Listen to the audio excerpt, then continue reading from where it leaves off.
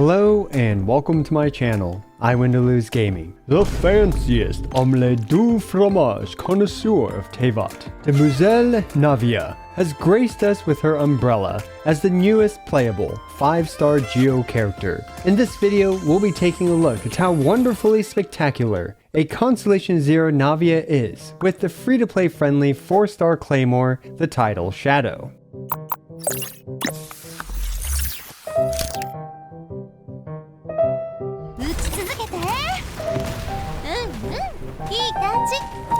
You know what's crazy? The last 5-star Geo character that was released was Arataki Ito, and he was released on December 14th, 2021. That's right, it has been over 2 years since the last 5-star Geo character was released in Genshin Impact. Fortunately for us, Hoyoverse finally remembered that Geo still exists in their own game. They decided to release Navia, another 5-star Geo Claymore DPS character, but this one centered around Crystallize. You know, that reaction that honestly most of us have forgotten even exists in this game? Speaking of Crystallize, this crystal helps me realize just how awesome today's sponsor is, the Red Magic 9 Pro. It's back and better than ever, with the latest, most powerful hardware to run behemoth mobile games like Genshin Impact. The Red Magic 9 Pro has further innovated mobile gaming by removing that annoying camera hump, so its body is equally silky smooth as its gameplay. This titan of a phone is rocking all the latest hardware,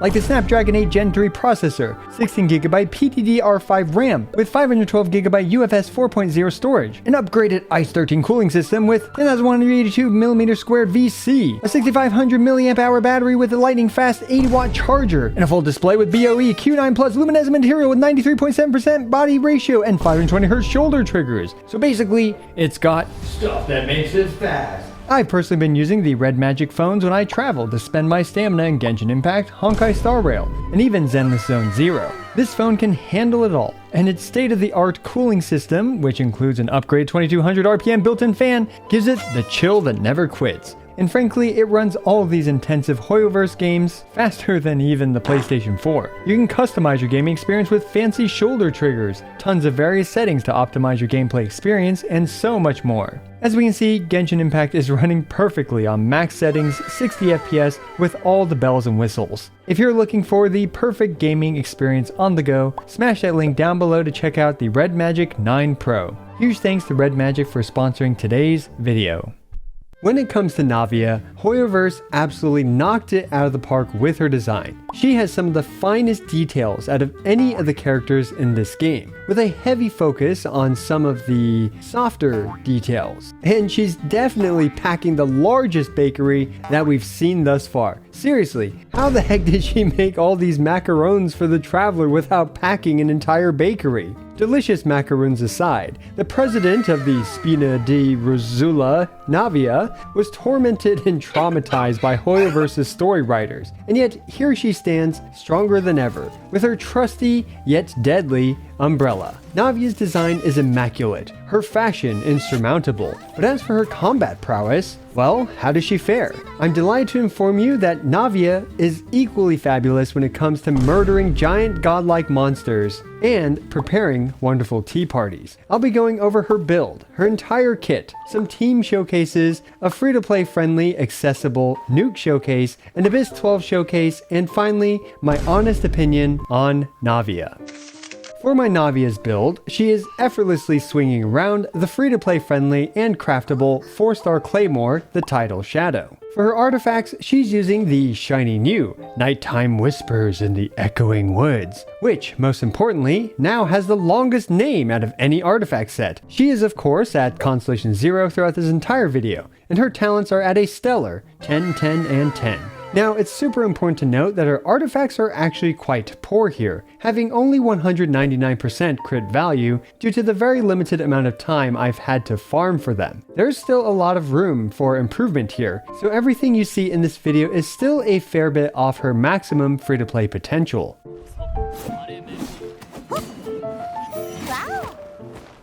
Anyway, with such a glamorous introduction aside, we can finally take a look at her kit, starting with her basic attacks, Blunt Refusal.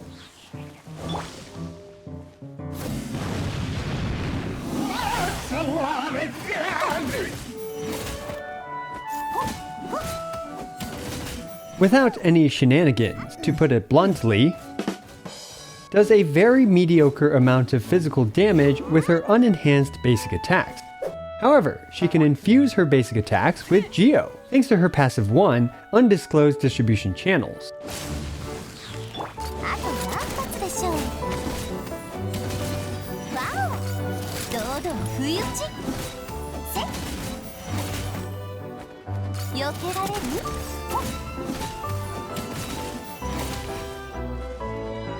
After using her elemental skill, she can output 4 seconds worth of Geo-infused normals and charged attacks. With just her Geo-enhanced basic attacks, she's able to single cycle our Regisfine friend already. This is with me literally deliberately whiffing her elemental skill as well, just to provide her Geo-infusion. This is quite impressive for a character whose focus isn't even on her basic attacks. Navia's basic attacks have some of the cleanest and meanest animations in this entire game. Similar to the Geo Archon himself, Navia decides to kick her weapon at the enemy. As for her charge attack, she magically puts on her sunglasses to be the coolest kid on the block as she spins around. We're literally getting her ratio memed in combat by Demoiselle Navia. And that brings us over to her insane elemental skill, Ceremonial Crystal Shot. It's essentially got 7 different states, so hang tight and enjoy the big numbers.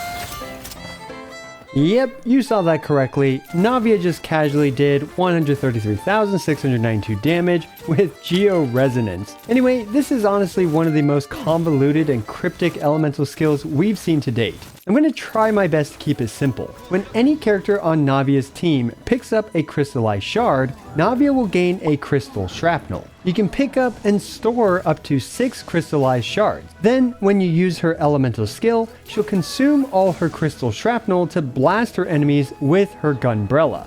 The next detail to note is the more crystal shrapnel you have, the more Rosula shard shots she fires. 0, 1, 2, and 3 crystal shrapnels consumed fires 5, 7, 9, and 11 Rosula shard shots respectively. If we freeze this frame here, we can actually see the individual shard shots that her elemental skill fired.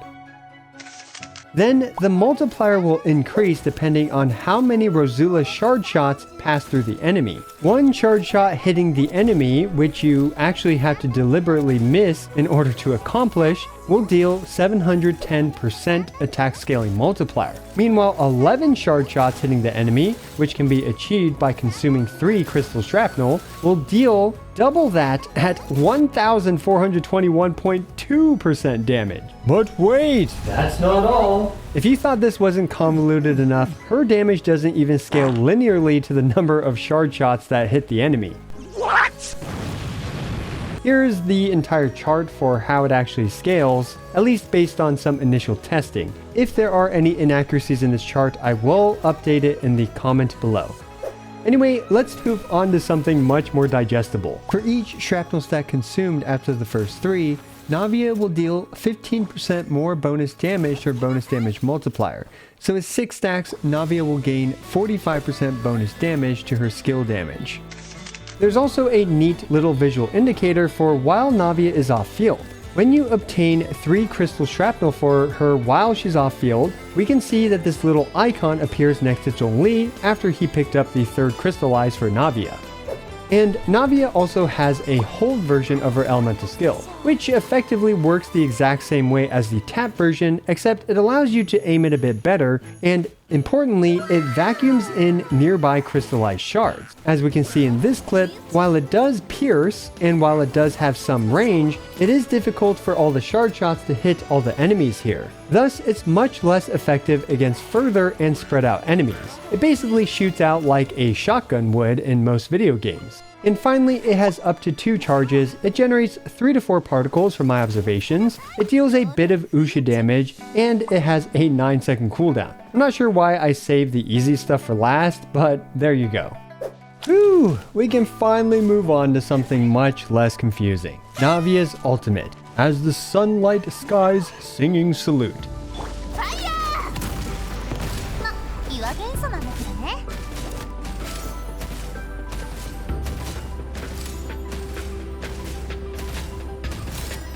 Navia's ultimate summons a massive barrage of cannons. It has an initial hit and 17 follow-up barrage strike. In total, her elemental burst has an incredible 1456% total multiplier. However, it doesn't snapshot, so this multiplier isn't quite as good as it might appear on paper. Notably, every 2.5-ish seconds or so, it generates 1 additional stack to her crystal shrapnel, generating a total of 5 stacks throughout her entire burst rotation. This elemental burst is of course great for helping her build crystal shrapnel stacks and should primarily be used for this function. And lastly, as far as her kit is concerned, we have her second passive, Mutual Assistance Network. Her second passive simply provides her 20% attack for each Pyro, Electro, Cryo, or Hydro character in Navia's party, or Petch characters as I like to call them, for up to 2 stacks. Having 2 of these crystallizable Petch elements on your team leads to a very impressive 40% additional attack for Navia. As for showing her full kit, well, the Regisvine passed on to just 2 shots from her elemental skill. And as we saw earlier, the Regisvine also passed on just from 3 combos of her basic attack. However, I wasn't satisfied with this. We haven't even used her weapon's passive. That's right, this whole time was basically with her weapon having no ability. Let's use a crit damage circlet as well. And we'll also heal her up before using her elemental skill this time to activate the Tidal Shadow.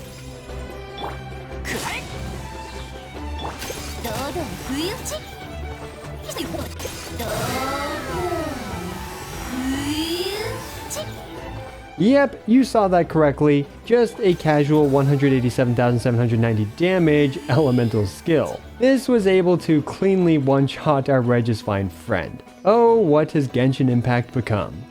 So in order to actually see what her kit can accomplish, we're going to need a much more durable volunteer. Let's take her over to our robot chicken friend. With just a tiny bit of help from an off-field healing Kuki Shinobu to apply Electro consistently so we can therefore activate Crystallize, we can see Navia is able to break down our robot chicken friend in a very reasonable amount of time. This is extremely impressive in my opinion.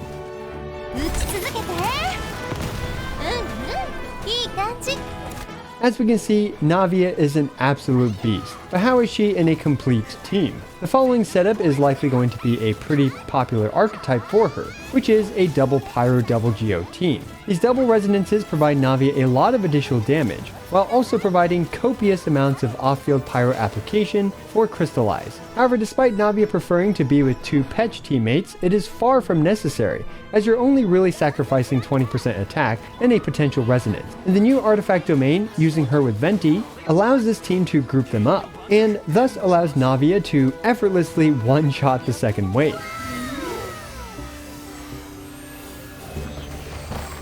Naturally, having a second Geo is also great for Navia, as Geo Resonance is by far the strongest resonance. Zhongli or Albedo are incredible as the second Geo character, providing Geoparticles and off-field crystallizes.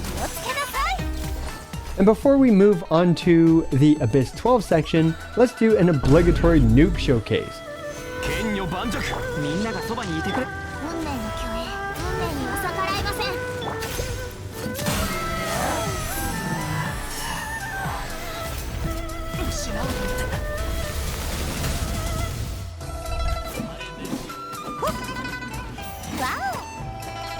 How does she fare in the hardest endgame content of all time, Abyss 12? Admittingly, the first half of Abyss 12 is pretty terrible for her, especially with a 4-star only team, since her hydro options are pretty limited. So let's take her over to the second half instead, which is 3 consecutive boss fights. This team is quite free-to-play friendly, consisting of Navia, Sapwood Blade Bennett, Favonius Traveler, and a Tenacity plus Favonius Kuki Shinobu. I brought Kuki specifically to take out the algorithm of semi and transient matrix of Overseer Network. If you destroy a Simon's first 2 constructs, which you'll easily be able to do with Navia's heavy geo attacks, you can then knock it out of its invisibility form by hitting its repair pillar things with Electro. Kuki also happens to be extremely reliable for activating the Tidal Shadow's massive 48% attack buff, while also providing enough off-field Electro application for Crystallize. Yep, somehow this ended up being another reasonable W for Kuki. Anyway, this demonstrates Navia's flexibility when it comes to team building,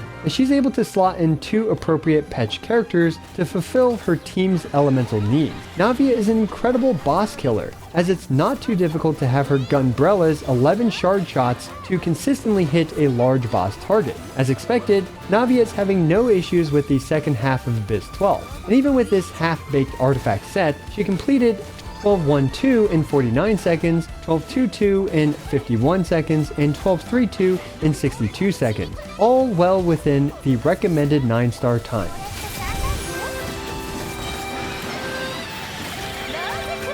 By now, I hope you've come to see how awesome Navia is. The way she's able to so frequently and casually output 100k to 200k damage is absolutely incredible, and her basic attacks, while geo-infused, are no slouch either thanks to the 40% basic attack damage boost that she gains from her passive 1. This makes Navia a surprisingly flexible character, usable as a quick swap elemental skill tapper to an on-field normal attack user with her elemental skill nukes, like the way I've been using her in this video. The fact that she's able to spread out her infusion durations with her multiple elemental skill stacks just further adds to her flexibility. And the fact that she enjoys having 2 other Petch element characters allows for a lot of team building flexibility. This means that yes, you can use her with Furina. Yes, you can use her with even Xingqiu or Yelan. Yes, you can use her as a sub DPS character. Yes, you can use her as a main DPS character. Navia is a Geo DPS character centered around Crystallize done right. The fact that she's able to quickly and efficiently vacuum up her nearby crystallizes simply by holding her elemental skill for a little bit is also great game design, as it gets rid of that atrocious pick up the crystal minigame that has plagued Crystallize's existence ever since release day. Navia is of course not without some weaknesses, as she does struggle against multiple spread out enemies and needs to be very close to smaller targets in order to hit them with all 11 of her shard shots. This is typical for shotgun style characters, and it's great that she actually feels like she's using a shotgun style weapon in a game like Genshin Impact. Now, is Navia broken? I don't think so, but I do think that very few people will regret pulling for her, as not only is she incredibly fashionable, but she's equally capable in combat and she feels absolutely great to use. She is, dare I say, one of the most fun characters to use in this game. Alternating between heavy damage shotgun blasts and high impact claymore slashes is power fantasy done right. And Navia, in my opinion, has actually saved Crystallize, but only if you're actively using her. Do let me know what you think about the president of the Spina Di Rosula down in the comments below. As always, I appreciate every single one of you. This is I Win to Lose, signing out.